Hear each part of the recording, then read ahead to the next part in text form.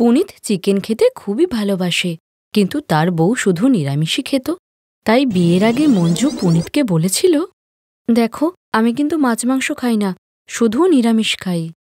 আরে কোনো ব্যাপার না, তুমি আমার জন্য তো বানাতেই পারো নাকি? আমি কখনো বানাইনি, তবে চেষ্টা করব। কিন্তু বিয়ের পরের দিনই পুনিতের মা মারা যায়। মায়ের জন্যই এতদিন হারামজাদা পুনিতটাকে পুষছিলাম, এখন এটাকে ঘর থেকে বার করে দেবো। ঠিকই বলেছ, কাজকর্ম কিছু তো পারে না, শুধু বেকার বেকার পুষে রেখেছ। পুনিত আর তার বড় দাদা রোহিত একসঙ্গে একটি হোটেল চালাতো। পুনিত ভালো করে হিসাব নিকাশ করতে পারত না, তাই রোহিত তাকে দিয়ে ছোট বড় সব কাজ করিয়ে নিয়ে নিজে আরাম করে বসে শুধুই হিসাব নিকাশ করত। তার মা বেঁচে থাকতে সে পুনিতকে কাজের থেকে বের করে দিতে পারত না, কিন্তু এখন তো। এই পুনিত, নিজে জামা প্যান্ট গোছা আর বেরো ঘর থেকে, বেরো। বেরিয়ে যাব? কিন্তু কোথায় যাব দাদা? এই আমি কি জানি, যেখানে খুশি যা, শুধু একটা কথা মাথা রাখ যে এই ঘরে তোর আর তোর বোর কোনো জায়গা নেই। মঞ্জু কাঁদতে কাঁদতে তার বড় জয়ের পা ধরে বলে, দিদি দয়া করুন, আমার সবে বিয়ে হয়েছে, আমি কোথায় যাব? এই হাদারামকে বিয়ে করেছিস কেন? ওর মাথায় গোবর আছে, গোবর। কোনো কাজকর্ম পারে না, ফালতু ফালতু প্রত্যেক মাসে টাকা নেয়, কিন্তু আর না, বেরিয়ে যা বাড়ি থেকে। রোহিত আর শীতল মিলে মঞ্জু আর পুনিতকে বাড়ি থেকে বের করে দেয়। মঞ্জু সঙ্গে করে তার কিছু জামাকাপড় নেয় আর খাবার বানানোর জন্য একটি হাঁড়ি পেয়েছিল সে।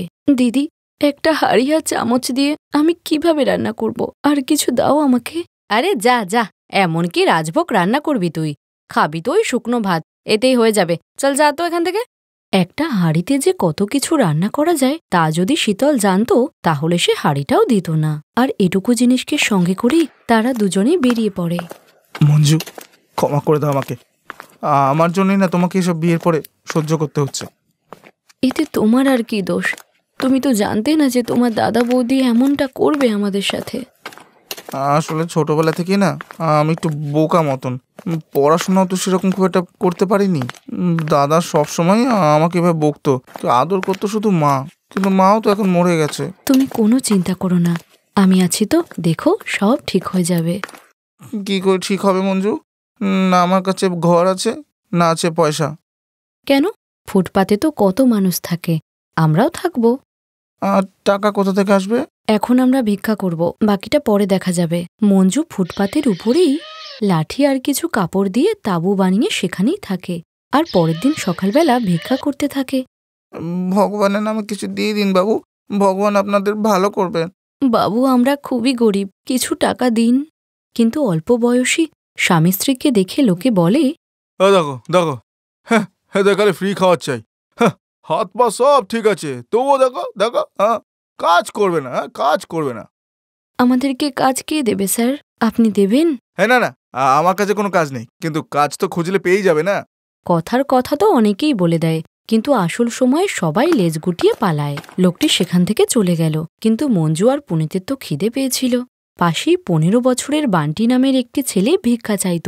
তার সঙ্গে তাদের বন্ধুত্ব হলো, আর বান্টি তার ভিক্ষা করা রুটি নিয়ে পুনিত আর মঞ্জুকে খাইয়ে বলে, আরে ভাই, এভাবে কেউ তোমায় ভিক্ষা দেবে না, তোমাকে একটু অ্যাক্টিং করতে হবে। আচ্ছা, সেটা কি করে? কখনো ল্যাংড়া হওয়ার অ্যাক্টিং করো, কখনো অন্ধ হওয়ার অ্যাক্টিং করো, আমি তো এরকমই করি। বান্টির এই আইডিয়াটা পুনিতের পছন্দ হয়, আর পরের দিন সে অন্ধ সেজে ভিক্ষা করতে গেলে পুরো 400 টাকা পায়, যা দেখে মঞ্জুও খুশি হয়। বান্টি, তোর তো খুব বুদ্ধি, তোর জন্য আজ আমাদের এত টাকা হয়েছে, বল তুই কি খাবি? আমি অনেকদিন চিকেন খাইনি। আমিও না অনেকদিন চিকেন খাইনি, আমি বরঞ্চ চিকেন নিয়ে আসি। কিন্তু করা তো নেই। আচ্ছা ঠিক আছে, নিয়ে আসো, আমি দেখছি। পুনিত 1 কিলো চিকেন নিয়ে আসে, আর মঞ্জু কাঠের উনুন জ্বালিয়ে হাঁড়ি করে চিকেন রান্না করে। হাঁড়িতে চিকেন কি করে হবে? জানি না, চেষ্টা করছি, আর তো কোনো উপায়ও নেই। এই বলে মঞ্জু হাঁড়ির ভিতরেই পেঁয়াজ, রসুন, আদা, লঙ্কা, সর্ষের তেল সব মিশিয়ে অল্প আঁচে রান্না করতে লাগে। আর 1 ঘন্টা চিকেন রান্না হওয়ার পরে মঞ্জু হাঁড়ির ঢাকনা খুললে এত দারুণ গন্ধ আসে যে মঞ্জুর জিভেও জল চলে আসে। আরে বাহ, আমি তো জীবনে প্রথমবার চিকেন রান্না করলাম, স্মেল তো দারুণ আসছে। আজ তুমিও খেয়েই না মঞ্জু, কারণ ঘরে যার কিছুই নেই। এরপর মঞ্জু তাড়াতাড়ি ভাত রান্না করে 3 জনে বসে ভাত আর চিকেন খেতে থাকে। আরে বাহ, টেস্টও তো দারুণ। হ্যাঁ মঞ্জু কাকি, খুব সুন্দর চিকেন বানিয়েছো, আমি এরকম চিকেন কোনো দিন খাইনি। আমিও হাঁড়িতে যে এত ভালো চিকেন হতে পারে ভাবতেই পারিনি। 1 কিলো চিকেন 3 জন মিলেই খেয়ে ফেলে। মঞ্জু কাকিমা, তুমি এত সুন্দর হান্ডি চিকেন বানাও না, তুমি এই হান্ডি চিকেন বিক্রি করো না কেন? আরে হ্যাঁ, এটা তো তুমি ঠিক বলেছ। লোকজন একই রকম চিকেন খেতে খেতে বোর হয়ে গেছে, লোকজন এই হান্ডি চিকেন হেভি লাগবে। কিন্তু কিন্তু এই কাজের জন্য তো বড় হাঁড়ি চাই, চুলোয় দেওয়ার মতন কাঠ চাই, কমসে কম 10,000 মতন টাকা তো লাগবেই। আরে চিন্তা করছো কেন? ব্যবসার জন্য টাকা আমি দেব, ভিক্ষা করে করে আমি বেশ টাকা জমিয়েছি, তোমাকে দেব, তুমি আমার পার্টনার বানিয়ে নেবে। আর পরের দিন থেকেই মঞ্জু হান্ডি চিকেন বানানো শুরু করে দেয়। আর রান্নার স্মেল পেয়েই সব লোক ভিড় করে। মঞ্জু ফুটপাতে বসে রান্না করছিল, এদিকে বান্টি আর পুনিত লোকেদের খাবার দিচ্ছিল। এইভাবেই সেই দোকানটা ফুটপাতের হান্ডি চিকেন নামে পরিচিত হয়ে ওঠে। আর যে লোকটি একদিন পুনিত আর মঞ্জুকে কিছু কাজ করার পরামর্শ দিয়েছিল, সেও খেতে আসে আর হান্ডি চিকেন খেয়ে খুবই প্রশংসা করে। দারুণ, চিকেনটা কিন্তু দারুণ, এক ঘর হচ্ছে। এইভাবেই 1 বছর পরে তারা একটি দোকান করে ফেলে। বান্টি তাদের সাথেই থাকতে লাগলো। আর ওদিকে রোহিতের দোকান বন্ধ হতে বসেছিল, কারণ সেখানে সবকিছু তো পুনিতই সামলাতো। সব কাস্টমারদের সঙ্গে ভালো কথা বলে তাদেরকে খুশি রাখত, কিন্তু রোহিত সেটা করতে না পারায় হোটেল বন্ধ হয়ে যায়। আর 1 বছর পরে পুনিত সেই হোটেলটাও কিনে ফেলে। আর এভাবেই হান্ডি চিকেন বিক্রি করে মঞ্জু, পুনিত আর বান্টি বড় লোক হয়ে যায় আর হাসি খুশি জীবন কাটাতে থাকে।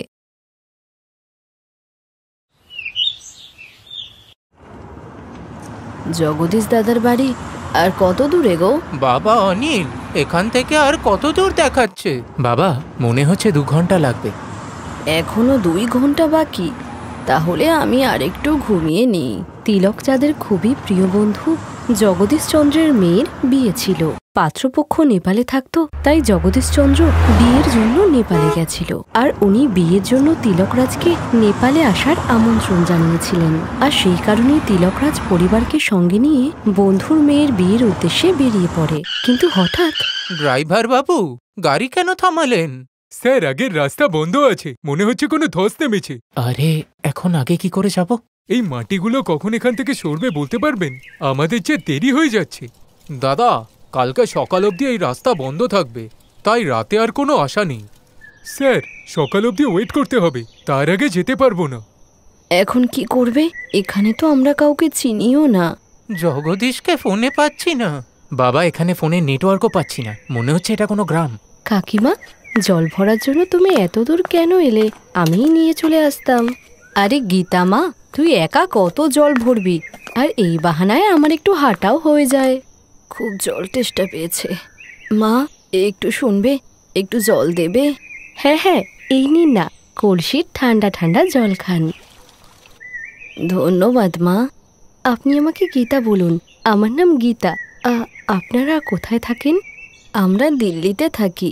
এখানে কাঠমান্ডুতে একজন আত্মীয়র বাড়িতে যাচ্ছিলাম, কিন্তু রাস্তা তো বন্ধ। আর সবাই বলছে কালকে রাস্তা খুলবে। আপনারা সবাই আমার সঙ্গে বাড়ি চলুন। কি কাকিমা, নেপালে তো আপনারা আমাদের অতিথি, আর অতিথি এভাবে বাইরে থাকে না। গীতা ঠিকই বলছে, আপনারা সবাই আজকের রাতটা আমাদের বাড়িতেই কাটান। এখানে চারিদিকে জঙ্গল, জন্তু জানোয়ারের ভয়ও আছে। উমা, ওরা ঠিকই বলছে। আর রাত কাটানোর জন্য তো একটা জায়গারও প্রয়োজন।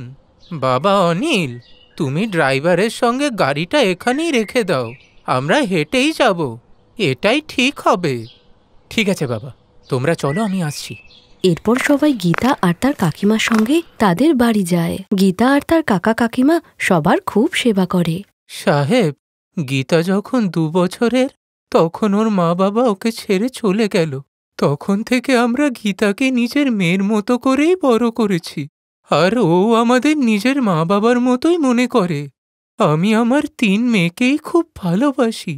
এখন গীতার বিয়েটা হয়ে গেলে আমি আমার আর 2টো মেয়েরও বিয়ে দিতে পারি। কোনো ছেলে কি পছন্দ হয়েছে? না না দিদি, ওই খুঁজছি আর কি। আমরা তো গরিব মানুষ, অত পণ দিতে পারবো না। তবে আমাদের সামর্থ্য মতো আমাদের মেয়েকে সব দেব। এখন ভালো একটা ছেলে পেলেই আমাদের চিন্তা দূর হয়। এরপর অনিলও গাড়ি রেখে ঘরে চলে আসে। গীতা মা, আর একটা থালায় ডাল ভাত নিয়ে আয় তো। এক্ষুনি আনছি কাকিমা। এরপর গীতা অনিলের জন্য খাবার নিয়ে আসে। গীতা দেখতে ভীষণ সুন্দরী ছিল। এরপর অনিল আর গীতা একে অপরকে দেখতে থাকলো, আর বাকি সবাই কথা বলতে থাকে। আর এত আদর যত্ন দেখে উমা বুঝতেই পারছিল না যে সে একটা অন্য দেশে এসেছে। গীতা আর তার কাকা কাকিমা মিলে সকলের খুব সেবা করে। পরের দিন সকালবেলা সেখান থেকে যাওয়ার সময় উমা গীতার কাকা কাকিমাকে বলে, দিদি, গীতাকে আমাদের খুব পছন্দ হয়েছে। আমরা অনিলের সঙ্গে কথা বলেছি, ফেরার পথে আমরা আবার আসবো এখানে, আর বিয়ের জন্য আমাদের নেপালি বৌমাকে আশীর্বাদ করে যাব। সত্যি? আপনি কথা বলে মা মরা মেয়েকে খুব আনন্দ দিলেন। এরপর অনিল আর গীতা একে অপরকে দেখে হেসে ফেলে। তারা যে একে অপরকে পছন্দ করে ফেলেছিল। আর কিছুদিন পর আর এভাবেই উমা নিজের বাড়িতে নেপালি বৌমা নিয়েই আসে। আপনার নেপালি বৌমা তো খুব সুন্দর দিদি। তুমি একবার ওর হাতের ডাল ভাত আর রুটি খেয়ে দেখো, আঙুল চাটতে থাকবে। এখন আমার নেপালি বৌমা রান্না করছে, তাই তোমরা নেপালের ভালো ভালো খাবার খাও। গীতা বৌমা, যাও সবাইকে খাবার দাও। হ্যাঁ মা, এক্ষুনি দিচ্ছি। এই বলে গীতা সকলকে নেপালি খাবার খেতে দেয়, যা খেয়ে সকলের তো ভীষণ ভালো লাগে। আরে বা বৌমা, তোমার মাথায় তো সত্যি মা অন্নপূর্ণার আশীর্বাদ আছে। দারুণ খাবার বানিয়েছো। এই নাও, এটা আমাদের তরফ থেকে তোমার উপহার। আমরা এর আগে কোনোদিন নেপালি খাবার খাইনি। আজকে তোমার হাতে নেপালি খাবার খেয়ে সত্যি দারুণ মজা হলো। সবার মুখে গীতা নিজের প্রশংসা শুনে খুব খুশি হয়। আর এদিকে উমাও ভীষণ খুশি ছিল, কারণ একজন সুন্দরী আর সংস্কারী বৌমা তার বাড়ি আলোকিত করে তুলেছিল। উমার নেপালি বৌমা বাড়িতে আসতেই সব দায়িত্ব এত সুন্দর করে নিয়েছিল যে উমার আর কোনো চিন্তাই ছিল না। আর গীতাও ভীষণ খুশি ছিল, কারণ শ্বশুরবাড়িতে এসে সে মায়ের মতো একজন শাশুড়িকে পেয়েছে। Thanks for watching.